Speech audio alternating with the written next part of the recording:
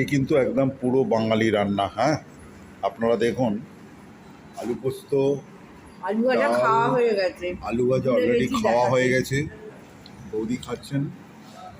আর আমার হচ্ছে কাতলা মাছের কারি। তো এই হচ্ছে আমাদের পুরীর দ্বিতীয় দিনের খাওয়া দাওয়া। স্যালাড ফ্যালাড, লেবু টেবু তো আছেই। আলু ভাজা, পোস্ত, ডাল, মাছের ঝাল। বৌদি আজকে ডিম মাংস খেতে চাইছে না, যেহেতু কালকে সিগালে খুব হাইফাই রাত্রিরে ডিনার হয়ে গেছিলো। বৌদির শরীরটা আজ একটু ডাউন, সেই কারণ আপনাদের দেখিয়ে রাখলাম। সরি, একটু লেটে মনে পড়েছে, তাই আলু ভাজাটার এই একটুখানি কিয়দাংশ পড়ে আছে, নৌকোটা ফাঁকা হয়ে গেছে। হ্যাঁ, আমরা খাচ্ছি, আপনারা দেখতে পারেন। Thank you.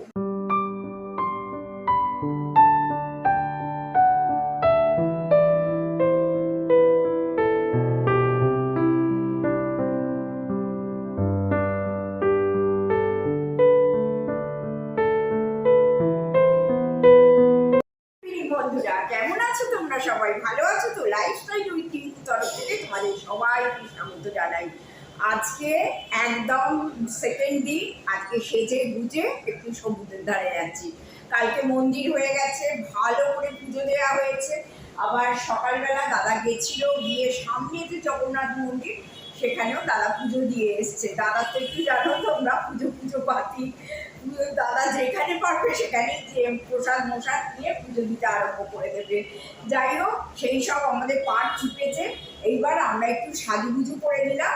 সাজুগুজু করে নিয়ে একটু সমুদ্রের ধারে যাচ্ছি। সমুদ্রের ধারে গেলে না একটুখানি বেশ হাওয়া দেয় প্রচণ্ড, জানো, ভালো লাগে। একটু বসে থাকি দুজনে, একটু গল্প করি, একটু নানান রকম এটা ওটা সেটা খাই।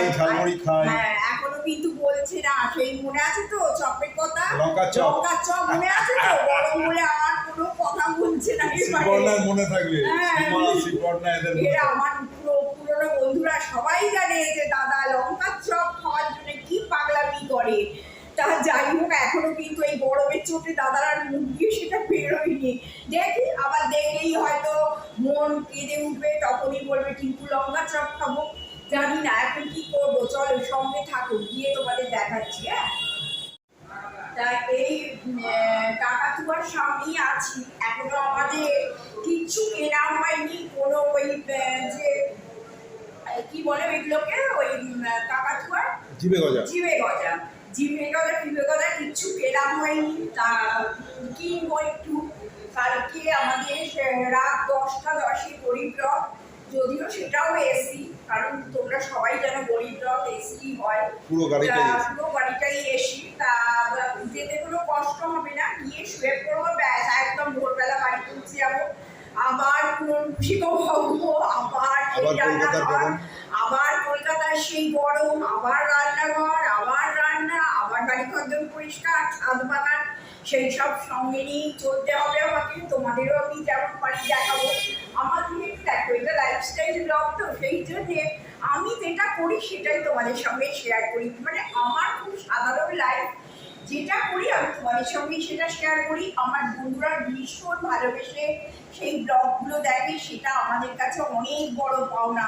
থ্যাংক ইউ সো মাচ বলে আমি আমার বন্ধুদের ছোট করবো না, কারণ আমার বন্ধুরা যদি না আমাদের পাশে থাকে, আমরা কিচ্ছু নয়।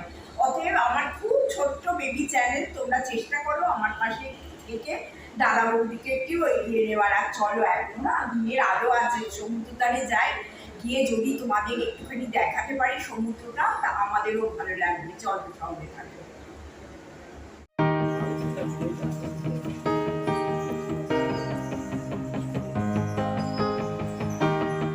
বন্ধু, আমরা ডলফিন রেস্টুরেন্টে ঢুকছি।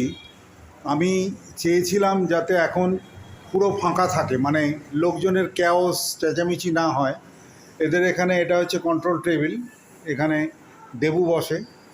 তো অনেকগুলো টেবিল চেয়ার রয়েছে। এটার একটাই ডিসঅ্যাডভান্টেজ, সেটা হচ্ছে এটা নন এসি রেস্টুরেন্ট, কিন্তু ফেসিলিটিস বা খাবার দাবার যথেষ্ট ভালো। মানে যদি তুমি এলাকাতে খাও, যদি থালি সিস্টেমে খাও, মোটামুটি ভালো। কিন্তু এগুলোতে অ্যারেঞ্জমেন্ট আছে। এখানে যেমন 6 সিটার 3, 2, 5, 7 জন বা 8 জন বসতে পারে। এগুলো সব 4 সিটার, প্রত্যেকটা 4 সিটার, অনেকগুলো আছে।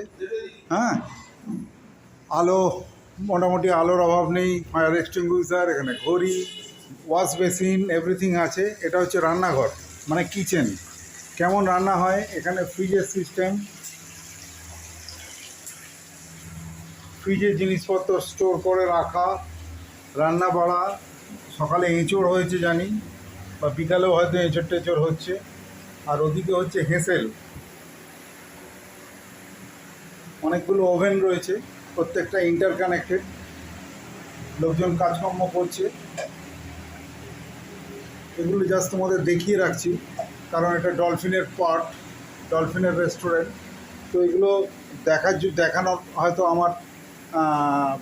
আমার কর্তব্য, সেই কারণে আমি দেখাচ্ছি। আমার ম্যানেজমেন্টের সঙ্গে যা কথা হয়েছে তাতে আমি এগুলো দেখাচ্ছি। তো বিভিন্ন রকম অ্যারেঞ্জমেন্ট রয়েছে, বিশেষ করে থালি সিস্টেমে ভিড়টা এখানে হয়, বাইরের লোকেরা থালি সিস্টেমে খেতে আসে। কিন্তু যেটা মেন ব্যাপার হচ্ছে এখানকার ঘরের মধ্যে লোকজন থাকুক, এটা আমি চাইনি। যার জন্য আমি একটু সন্ধ্যাবেলা শ্যুট করছি। সকালবেলা খেয়ে গেছি, যথেষ্ট ভালো খেয়েছিলাম। ডিমের দো পেঁয়াজা, আলু ভাজা, ডাল, ভাত। এলাকাটা তো দারুণ সুন্দর করে, এবং দেবুর হাতের রান্না খুব ভালো। যে যাই বলুক, আমি নিজে খেয়েছি এবং অন্যান্য বড় রেস্টুরেন্টেও খেয়েছি। এটা আমি এই মুহূর্তে শ্যুট করছি ডলফিন রেস্টুরেন্টের কী কী অ্যাভেলেবিলিটি আছে সেগুলো দেখানোর জন্য। হ্যাঁ, ডলফিন রেস্টুরেন্ট মোটামুটিভাবে এখন অফ সিজন চলছে, ভিড় হয়তো হবে 8টা সাড়ে 8টার পর। এখন এই জাস্ট 7:30 বাজে, এখনও লোক ঢোকেনি, রান্না বাড়া চলছে ইন ফুল সুইং। দেখতে থাকো। Thank you for your presence, thank you so much.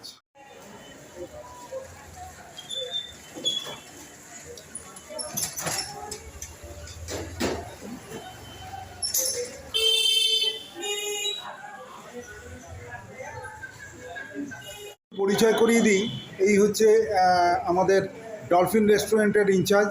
সকালবেলা পরিচয় আমি করিয়েছিলাম, খাবার আমরা যখন খাচ্ছিলাম। দেবু তো তো কলকাতা তো নয়, হুগলির ছেলে, ওয়েস্ট বেঙ্গলের ছেলে। তো এখানে লিজ সিস্টেমে ওই রেস্টুরেন্টটা দেখাশুনো করে, এবং ওর হাতে সব রান্না বান্না কী হবে, টোটাল ম্যানেজমেন্টটা এই রেস্টুরেন্টের ও দেখে। তো এখন তো তোমার অফ সিজন দেবু। হ্যাঁ, এখন অফ সিজন। সিজনটার সময় হচ্ছে তোমার কোন কোন সময়টা, সিজনে কেমন ভিড় হয়? সময়টা হচ্ছে আপনার রথের টাইমটা জুলাই মাসে পরে, জুলাই আগস্ট ওই টাইমটা একটুখানি সময় থাকবে রথের টাইমটা। তারপরে আবার সে আপনার পুজোর মাস অক্টোবর মাসটা আছে, তারপরে আবার ডিসেম্বর জানুয়ারি এই সময় ওই মাসটা। তারপরে আস্তে আস্তে অফ সিজন যায়, যেমন এখন অফ সিজন যাচ্ছে। এখন অফ সিজন আছে, মে মাসে স্কুলের ওই ছুটিটা পড়বে আপনার, গরমের ছুটিটা। তারপরে এবারে ভোট আছে, ঝামেলা আছে। হ্যাঁ, ইলেকশনে যেটা জানেন, এখন তো ইলেকশন আর যা গরম পড়বে, এখন কেউ বেরোবে না। ঠিক যা হবে গরমের ছুটি, ওই ছুটিটা পড়লে তারপরে ওইটা কটা দিনের জন্য আছে একদম। তারপরে সেই যা হবে আবার রথ। তো লোকজন একটুখানি আমাকে বহু লোক আজকে কমেন্টে লিখেছে যে এটা এসি করলে ভালো হয়, আমাদের খেতে খুব, আমি আগে খেয়েছি, খাওয়া দাওয়া খারাপ নয়, কিন্তু এসি করলে ভালো হয়। তো আমি ম্যানেজমেন্টে অলরেডি ঘোষদাকে জানিয়েছি, উনি বলেছেন আপনি কলকাতায় ফিরুন, তারপর আপনার সঙ্গে কথা হবে। তোমাকেও জানিয়ে গেলাম, তোমার সঙ্গে যে বন্ধুত্ব হয়েছে, তুমি আমার ভাতৃপ্রতিম ভাই, সুতরাং তোমার সঙ্গে যে রিলেশনটা হয়েছে তাতে আমি তোমায় তুমি করেই বললাম, ভিউয়াররা নিশ্চয়ই বুঝতে পারবে। থ্যাংক ইউ সো মাচ তোমার ইনফরমেশানের জন্য। হ্যাঁ, আমার কামনা রইল তোমাদের রেস্টুরেন্ট, তোমাদের হোটেল আরও বড় হোক, শ্রীবৃদ্ধি হোক, অনেক বড় হয়ে নাম করুক। হ্যাঁ, সেটাই হচ্ছে। আপনারা খাবার দাবার খেয়ে আপনি ভালো বলে তবেই না আরো দুটো লোক আসবে। একদম একদম, এটাই হচ্ছে আমার কাছে বড়। ঠিক ঠিক ঠিক। Thank you so much Debu, ভালো থেকো।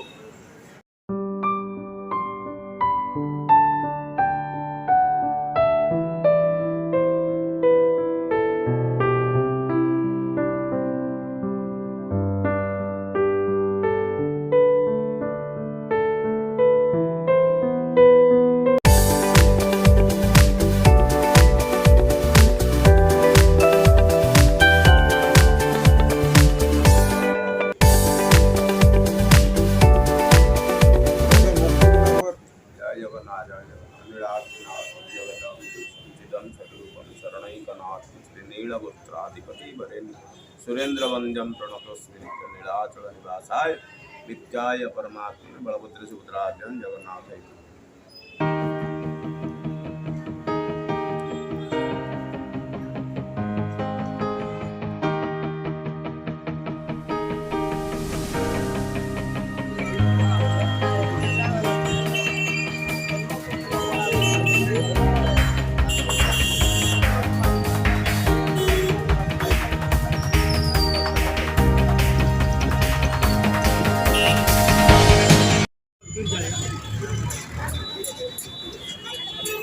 বৌদি আমি দুজনেই কিন্তু শাঁসওয়ালা ডাব খাচ্ছি এখন, তোমাদের একটু দেখালাম।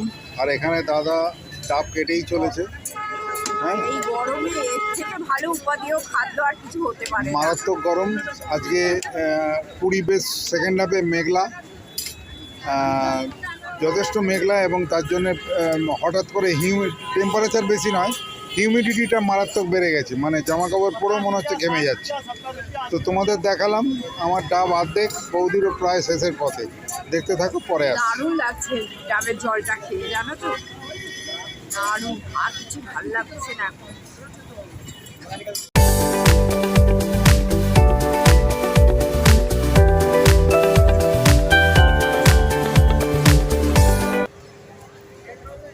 কর্ন সেদ্ধ খাচ্ছি এইখানে বসে, সময় কাটে না, কিছু একটু মুখটা চালাতে হবে, না হলে স্বর্গদ্বারের মুখ। একদম সর্বকালের মুখে বসে আছি। কর্ন সেদ্ধ করা, বেশ মশলা টশলা দিয়ে, জলজিরা ফলজিরা দিয়ে সুন্দর করে মাখিয়ে দিয়েছে। সেটা দাঁড়াতে আমাকে বসে বসে দুজনে মিলে খাচ্ছি। আমাদের একটু দিলাম। তোমরা আবার ফ্যামিলি মেম্বার, যা করবো তোমাদের সঙ্গে নিয়েই করবো।